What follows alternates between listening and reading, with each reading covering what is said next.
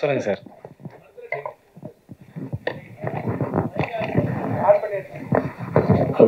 Hello, technician ஃபுல்லாக இருக்கீங்க, படத்தில் நடித்த நடிகர்கள் யாருமே வரலையே, என்ன விஷயம்?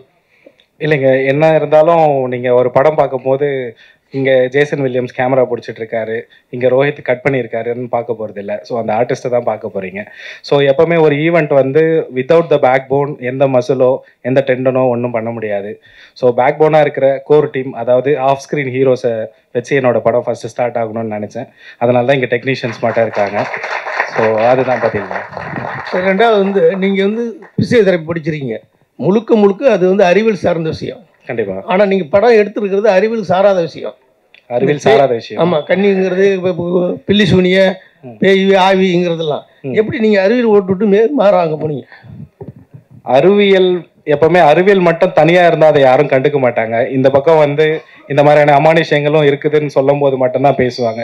நம்ம இந்தி திணிப்புன்னு சொல்கிறோம் இல்லைங்களா, அது தமிழ் மொழிக்கு நம்ம பற்று அதிகமாக இருக்கிறதுனால நிறைய பேர் போராடுறது இல்லை. அதெல்லாம் கொஞ்சம் பேர் தான் பண்ணுறாங்க. ஹிந்தி உள்ளே வரக்கூடாதுன்னு தான் பாதி பேர் போராடுறாங்க. ஸோ ரெண்டுத்துக்கும் வித்தியாசம் இருக்குது. அறிவியலையும் நம்பணும், அமானுஷங்களை ஒரு பொழுதுபோக்காக எடுத்துக்கணுமே தவிர அதை நீங்கள் ரொம்ப நம்ப தேவையில்லை. ஸோ நானும் அதை நம்ப மாட்டேன், எனக்கு பேய் நம்பிக்கை கிடையவே கிடையாது சுத்தமாக. பட் இந்த படத்தை வந்து எந்த அளவுக்கு இருந்துச்சுன்னா எப்படி இருக்குன்ற ஃபார்மேட்டில் தான் எடுத்திருக்கேன். ஸோ அதை அச்சீவ் பண்ணியிருக்கேன்னு நினைக்கிறேன்.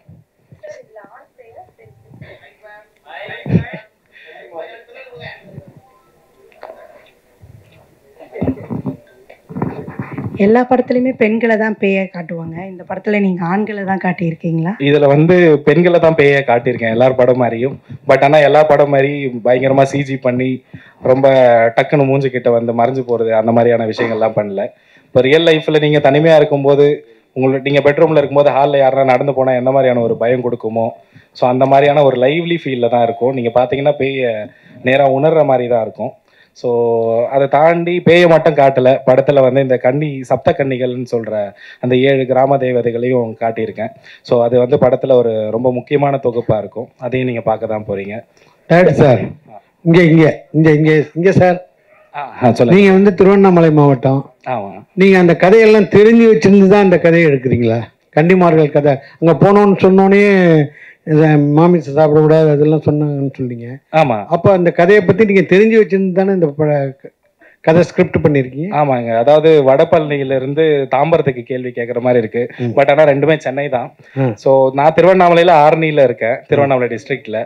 பட் ஜவ்வாது மலை வந்து வேற எங்கேயோ ஒரு 40 கிலோமீட்டர் தள்ளி இருக்கு. இல்லை, அதை பற்றி கதையை தெரிஞ்சு வச்சிருந்து தான் ஸ்கிரிப்ட் எழுதுனீங்களான்னு கேட்குறேன், வேற ஒன்றும். அது வந்து சின்ன வயசுல வந்து பாத்தீங்கன்னா நாங்க ஒரு இன்ஸ்பிரேஷன் இருக்கும்ல அது. ஆமா கண்டிப்பா, அதுதான். ஸோ சின்ன வயசுல வந்து பாத்தீங்கன்னா எனக்கு இந்த மீன் பிடிக்கிறது ரொம்ப பிடிக்கும்.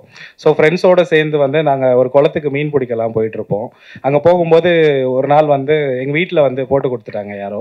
ஸோ அப்பதான் சொன்னாங்க அது வந்து கன்னிகள் குளம், அங்க போனா வந்து கண்ணி அடிச்சிரும், போகக்கூடாது அப்படி இப்படின்னு சொன்னாங்க. அதுக்கப்புறம் தான் அங்கே நான் நிறைய வாட்டி போக ஆரம்பித்தேன்.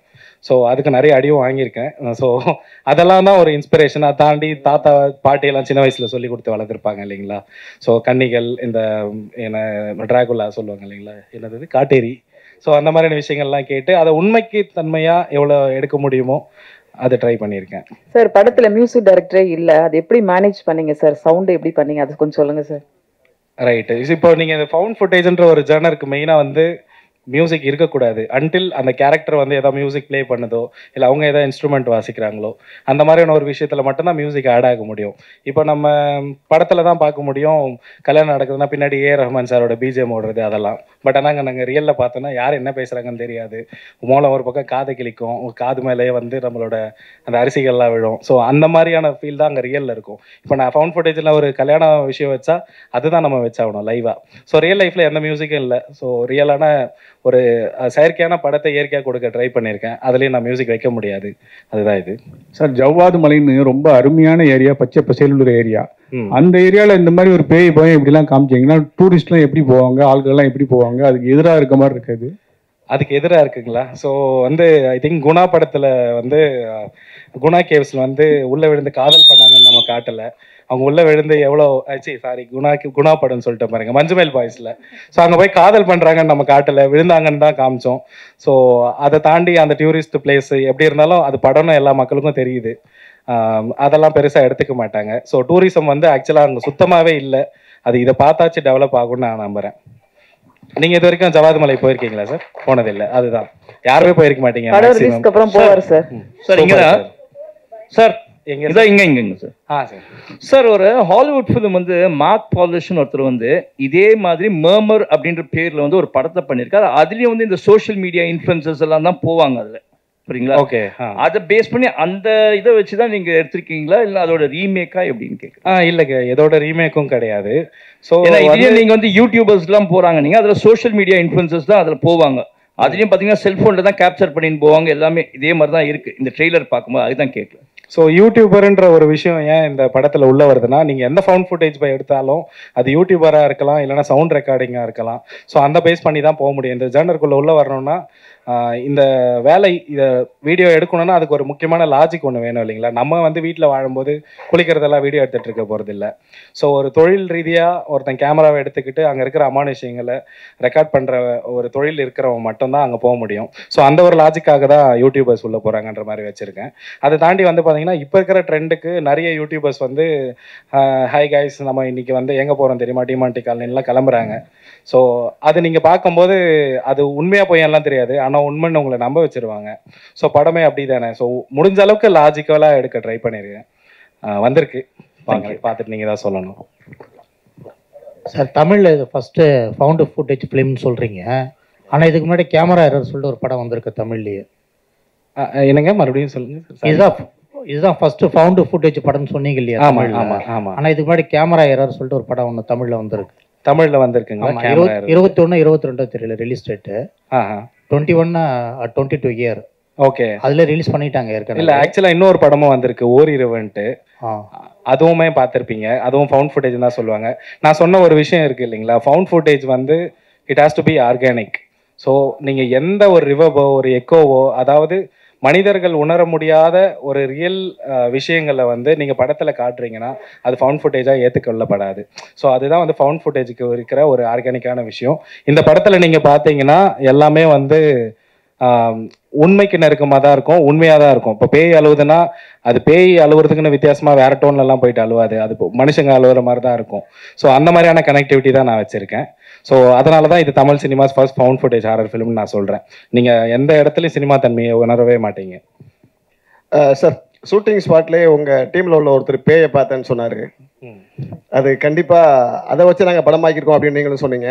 உண்மையிலே நீங்களும் சேர்ந்து பேயை பார்த்தீங்களா இல்லை ஏதாவது கதையை கேட்டுறீங்களா? இல்லைங்க, நான் பேயெல்லாம் பார்க்கல. அப்படி வந்திருந்தா எங்களுக்கு மேக்கப் போடுற காசு மிச்சமாக இருக்கும். ஸோ அதை வச்சு ஒரு கோழி வாங்கி தரேன், ஏதாவது என்னது வேறு ஏதாவது பூசணிக்காய் வாங்கி தரேன்னு சொல்லிட்டு ஒரு 2 சீன் நடிக்க வச்சு அனுப்பியிருப்பேன். அதுக்கான வாய்ப்பு தான் கிடைக்கல. ஸோ உங்களை மட்டும் பார்த்துட்டு போயிருக்கு ப்ரோ, பார்த்துக்குங்க. ஸோ அதை பார்த்தெல்லாம் எதுவும் இல்லைங்க, நான் எதுவுமே பார்க்கல. ட்ரீம் வாரியர்ஸ் குகனுக்கு இந்த படம் வந்து வாங்கியிருக்கீங்க, எத்தனை % லாபம் கிடைக்கும்? இல்லைன்னா நம்மக்கிட்ட நிறையா படம் இருக்குது வாங்கலாம் அப்படின்னு வாங்கினீங்களா? சார் ஃபர்ஸ்ட் ஆஃப் ஆல் இந்த படம் வந்து நம்ம டிஸ்ட்ரிபியூஷன் பண்ணுறோங்க. லாபம் நோக்கத்தை மைண்டில் வச்சு இந்த படத்தை நம்ம கமிட் பண்ணவே இல்லை. இந்த படம் வந்து ஒரு எக்ஸ்பீரியன்ஸ் ஃபார் எல்லா தேட்டர் ஆடியன்ஸுக்கும். ஸோ நியூ கான்செப்டில் வரப்போ இந்த மாதிரி ஃபவுண்ட் ஃபுட்டேஜில் வர கான்செப்டில் வர படத்தை வந்து என்கரேஜ் பண்ணணும். அதுவும் இல்லாமல் புது டீம் வந்திருக்காங்க.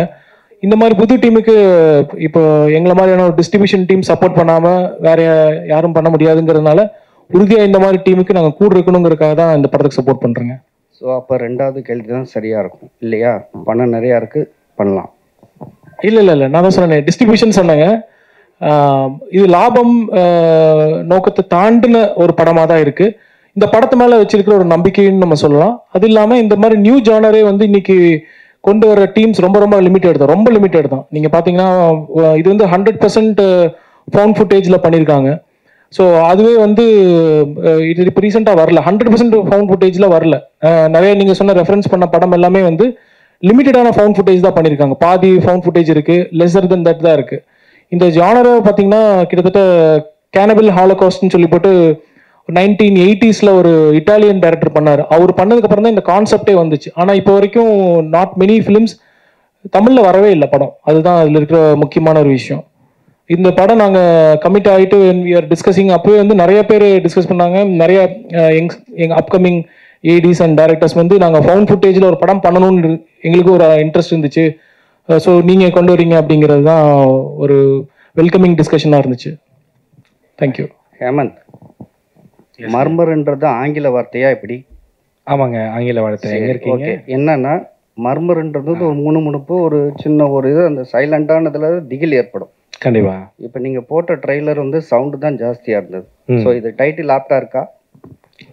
டைட்டில் வந்து படத்துக்கு ஆப்டா இருக்கணும்னு தான் பார்க்கணும். ஸோ ட்ரெய்லருக்கு பார்க்கணுன்றது அவசியம் இல்லை. ட்ரெய்லர் வந்து எங்களுக்கு வந்து அந்த குறுகிய நேரத்தில் எந்த அளவுக்கு பெஸ்ட்டாக கொடுக்கணும்னு ஒரு விஷயம் இருக்குது. இப்போ நான் நிறைய விஷயம் இங்கே ஷேர் பண்ணேன் பார்த்தீங்களா, அது கூட என்னால் ட்ரெய்லரில் காட்ட முடியல. ஏன்னா காட்டினா உங்களுக்கு நிறைய ரிவீலிங் ஆயிரும். எங்களுக்கு இந்த படம் ட்ரெய்லரே வேளான்னு தான் ஃபஸ்ட்டு நினச்சேன். ஸோ அதேமாரி ஒரு ட்ரெய்லர் பண்ணோம். பட் பாதி புரிஞ்சு அந்த மூட் மட்டும் செட் பண்ணலாம், அதுக்காக ஒரு ட்ரெய்லர் பண்ணலான்ட்டு தான் பண்ணியிருக்கு. ஸோ மர்மர் வந்து அந்த டைட்டிலை நீங்கள் படத்துக்கு கனெக்ட் பண்ணிக்கோங்க. படத்தில் அதுக்கு நிறையவே இருக்கும் இடம்.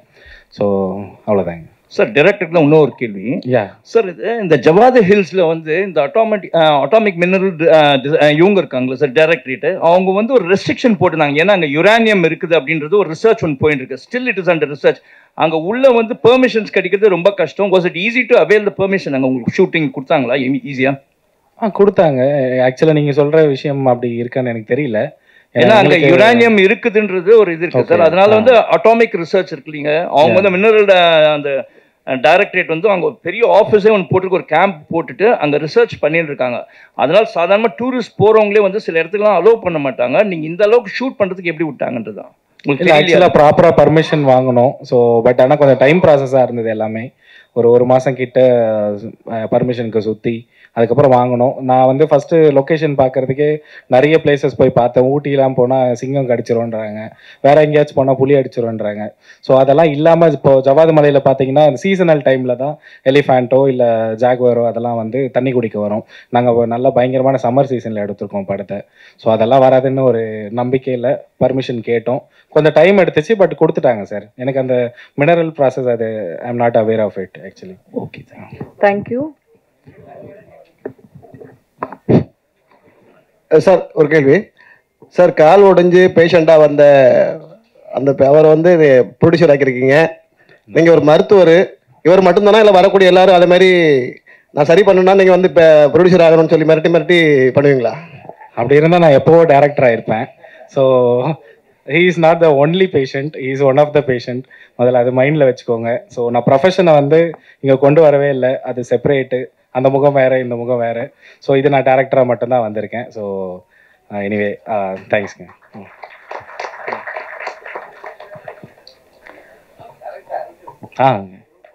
எங்கே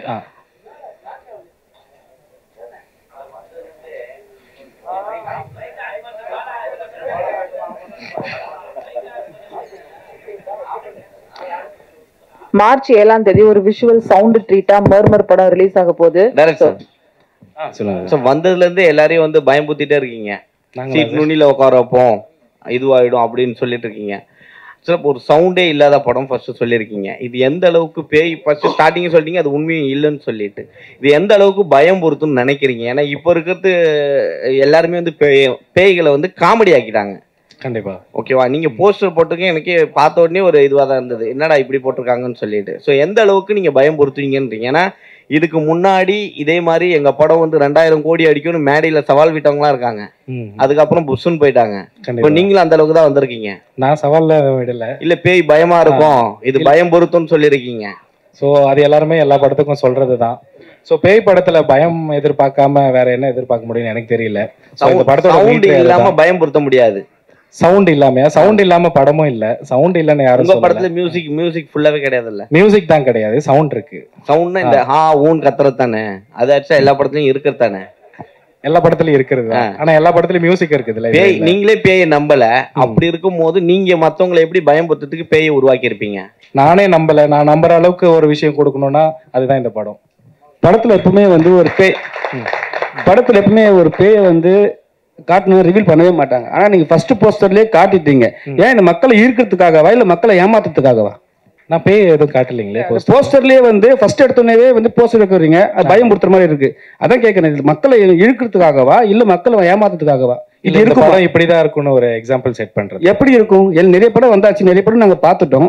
சரிங்களா? நீங்க புதுசா எடுத்துன்னு சொல்றீங்க, ஆனா உங்களுக்கு வந்து பேய் நம்பிக்கை இல்லைன்றீங்க. ஆனா வந்து சில பேர் வந்து பேயை பார்த்தேன்னு சொல்றாங்க, அது நம்புறீங்க நீங்க? நம்ம நான் கேட்கறதுக்கு காதுக்கு ரொம்ப நல்லா இருந்துச்சு. இல்ல நீங்க பிசியோதெரப்பி நீங்க சொல்றீங்க, அது டாக்டர் வந்து மேக்ஸிமம் நம்ப மாட்டாங்க எதுவுமே. சரிங்களா? உண்மையை தான் நம்புவாங்க. ஆனா வந்து இப்ப நீங்க ஒரு டேரக்டரா இருக்கீங்களா, கண்டிப்பா ஒரு நம்பிக்கை தன்மை இருந்தா தானே பண்ண முடியும் படத்தை. படத்து மேல ரொம்ப நம்பிக்கை இருக்குது, பேய் மேல எல்லாம் நம்பிக்கை இல்ல. அதை தாண்டி என் மேல நம்பிக்கை இருக்கு. டெக்னிக்கல் எல்லாரையும் ஏத்திருக்கேன்னு சொன்னீங்கல்ல, நடிகர்கள்லாம் வந்து படத்துல தெரிவாங்கன்னு. எல்லாருமே தெரிஞ்ச நடிகர்கள் கிடையாது, புதுமுகம் தானே. புதுமுகங்களை ஏத்ததுக்கு என்ன கஷ்டம்? ஏன் நடிகர்கள் எதுவுமே ஒத்துழைக்கலையா? எங்களுக்கு கஷ்டம்லாம் இல்லைங்க. அதான் சொல்றேன் இல்லைங்களா, இது வந்து ஒரு மரியாதைக்குரிய ஒரு ஈவெண்ட்டா நான் வந்து எல்லா படத்துல இல்லாத ஆஃப் ஸ்கிரீன் ஹீரோஸை கொண்டு வந்து நிறுத்தணும்னு நினைச்சேன். அதனால தான் கொண்டு வந்து நிறுத்தினேன். எனவே நீங்க ஆர்டிஸ்ட் எல்லாம் பார்க்க தான் போறீங்க. நாங்க தியேட்டர்ஸ் விசிட் போவோம். ஸோ அந்த டைம்ல எல்லாரையும் கூட்டிட்டு போக தான் போறேன். நன்றி, தேங்க்யூ ஸோ மச்.